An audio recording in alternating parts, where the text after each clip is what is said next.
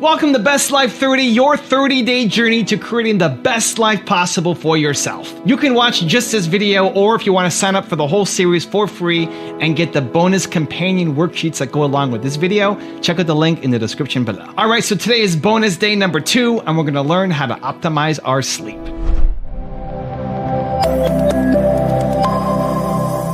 Lesson 1, get an additional 30 minutes of sleep a night. Take it as a challenge, try to find that space, quiet your mind, and get your 30 minutes of sleep. And you'll see it makes a really, really big difference.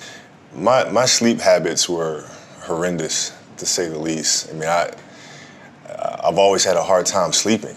You know, I couldn't figure out how to shut my brain off. So what made the light bulb come on is that I went out there and played a game, and I played like crap. And I was like, why am I playing like crap? Because I've been practicing these same moves over and over and over. But yet, I couldn't execute them properly. I was feeling sluggish, I was feeling lethargic, and I knew it wasn't because of my training, because I had trained obsessively. So then I started looking at other things. And that's when I came to the realization that, hey, Kobe, you're not 21 years old anymore, buddy. Like, maybe the fact that you're sleeping 2 or 3 hours a night, maybe that has something to do with the fact that you're playing like crap. And that's when I started really evaluating those things. First of all, I prioritize sleep. And that means saying no to things you want to do. It's not easy. No is hard. I think the hardest thing. Yeah. Last night, Sheryl Sandberg interviewed me at the San Francisco Symphony Hall. And then I had to sign books. And I would have loved to go and have dinner with her, but I went to bed. And, because if I had gone out to dinner and hadn't gotten my at least 7 hours sleep that I need and had to get up early to do TV, I would not be enjoying being here with you now. And I'm really enjoying it. And I'm 100% present. I'm not tired. And I hate being tired more than I hate anything. From my perspective, when people ask me all the time, I lack discipline, how can I get discipline in my life? And no one wants to hear this answer. No one wants to hear it. Just do it. One of the first steps you can take to impose discipline in your life is to wake up early in the morning. Because let's face it, when the alarm goes off, you got your head on that soft pillow. It's all nice and cozy and warm in there. You do not feel like getting up. And so he doesn't even have a snooze alarm. He doesn't ever hit the snooze alarm. Yep. You too? And you should not. You should not. That snooze alarm is... That's insane. I call that snooze alarm the dream killer. Like when you press that snooze button, you're killing your dreams. So don't touch the snooze button. Now some would say that might be a little extreme. No, where people get worried and people freak out is sleep is healthy. Sleep is good for you. I know that. I get it. And people say, you're telling people not to sleep. No, I'm not telling people not to sleep. You do 6 hours every night, 10 o'clock. Yeah, I usually go to bed around 10:30, 11, and I wake up at 4:30. So I get 5.5 to 6 hours almost every night, And sometimes I tell people, I think sleeping is good. I do it almost every single day. So, but people will freak out and say, you're telling people to be unhealthy. I'm not saying that at all. I'm not, if you need, different people have different genetic needs for sleep. I'm one of those people that doesn't need much. Of my 4 kids, my oldest daughter needs even less sleep than I do. My middle daughter sleeps more like my wife. My son's somewhere in the middle, which, by the way, that means my middle daughter, she gets out of bed when you get her out of bed in the morning. She likes to sleep. So I'm not telling people, hey, don't sleep. But I am saying put yourself on a schedule. And you ask why I don't sleep in. If I sleep in on a Saturday until 6 o'clock, that night I'm going to have more energy. And instead of going to bed at 10:30 or 11, I'm going to stay up until midnight because I got a little bit extra sleep. Well, now that next day I'm going to sleep in a little bit more. Now all of a sudden Sunday I'm sleeping in until 7 o'clock. Now Sunday night I can't go to bed until 1 o'clock in the morning, and you see where I'm going with this. I go into Monday with a lack of sleep because I couldn't fall asleep. So the most important thing is set a good wake up time that works for you, where you get enough sleep, and then wake up that time every day if you can. We've known for a very long time, only about 50 years of real research, that if you're not getting enough sleep, your cognitive abilities throughout the day go down, your creativity goes down, your stress goes up, your bad decision making goes up, and your ability to handle conflict or life challenges and be resilient and happy and positive all goes to So, what do you do? How do you get more sleep? How do you finally manage this part of your life? Because look, we all have a lot of expectations, a lot of demands on our lives. And so at some point we start believing the hype out there that, oh, hey, you can get by on, 3-4 hours of sleep. Don't worry about it. Just sleep a little less, get up a little earlier. And we start telling ourselves this big lie that we can get away with less sleep, even though we have 50 years of science saying we can't. Especially today, there's this popular myth that, you can take, sleep for 2 hours, rest, take a nap for 30 minutes here and there, or sleep for 4 hours and nap and meditate throughout the day to catch up. And the reality is we know that's not possible for the vast majority of people. And people say, well, but Brendan, the Navy SEALs can do it. I'm like, yes, but you're not a Navy SEAL. And they hate it, and they call it Hell Week when they do that, okay? Most normal, average, must perform, must be awesome, care about your high performance, and have to be smart people throughout the day really must sleep 7 to 8 hours a night. So if you're not getting that on a consistent basis, what can you do? If you want to be an effective entrepreneur, you need to be able to have good quality sleep. This is the most important aspect of making sure that you are running on all cylinders.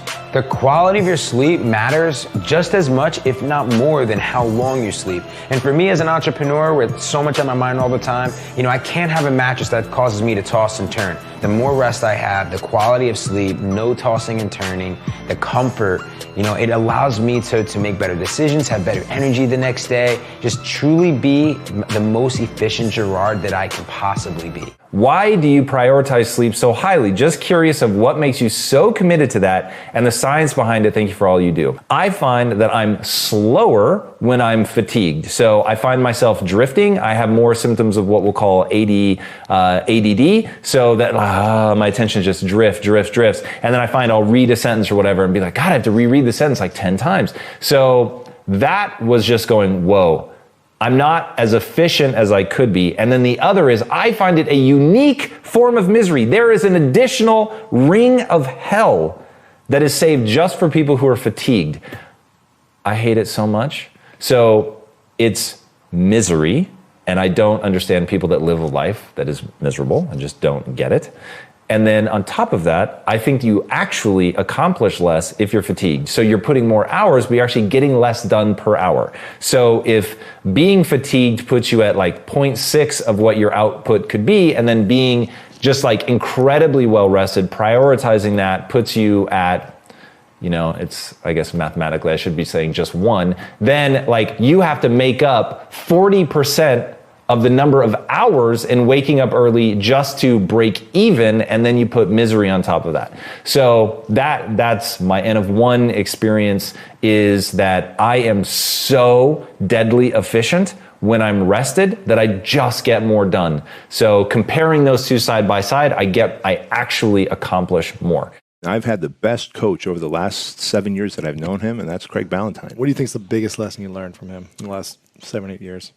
The biggest lesson was to sleep at the same time, wake up at the same time, 7 days a week, no matter what. Really? Sleep is so valuable. It's so important. It's so underrated. I used to think that, here's what I'm a fighter jet. I would literally walk around the house, honey, I'm a fighter jet.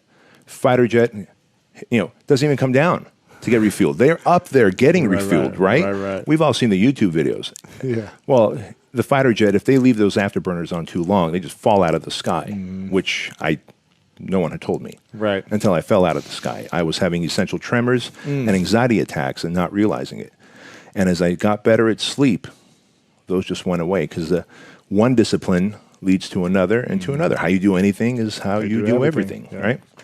And so that one thing that he taught me, or I learned through him, and we'd be in Vegas, we'd run a mastermind together, because now we run a mastermind together. And at 8 o'clock, and he's gone. Buddy, where are you going? I'm like, sleep. Yeah. I'm going to bed by 9 or whatever, right? Yeah, exactly. And he powers off 30 minutes, all his electronics before. So now I do the same thing. I power off. I don't go to bed and then do this. Yeah. I'm powered off 30 minutes before, and my mind stops racing, and the left and right side start reconciling of the information I took in throughout the day versus the information I keep consuming, taking it, right? Until I fall asleep, and then Lord knows what happens in my brain. Right. What time do you go to bed and wake up? 10:30. 10:30. I'm in bed.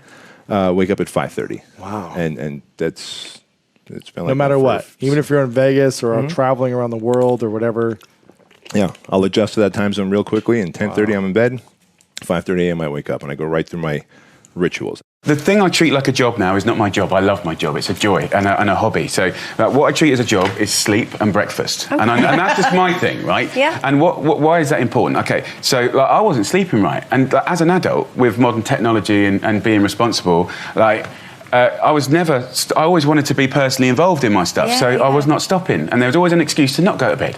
And even though you're a grown man, just get to bleeding bed. I spend all night saying it to the kids, so what about you? But then I went and met a sleep scientist and started getting into it, and you start realising that sleep has the most powerful effect on all of your body, the way you metabolise food, your energy, the way you fight disease, your skin, your energy, and the rhythms of those. So it's quality, not quantity.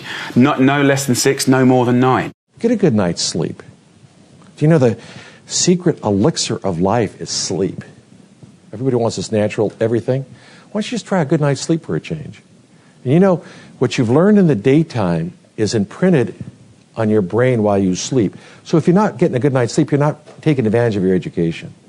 My mom only cared about 2 things: saving and sleeping.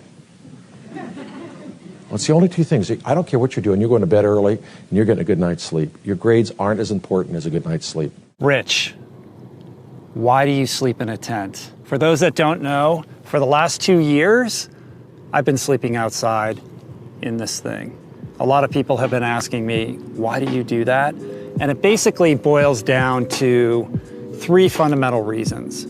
The first is, I just sleep better in a tent outside.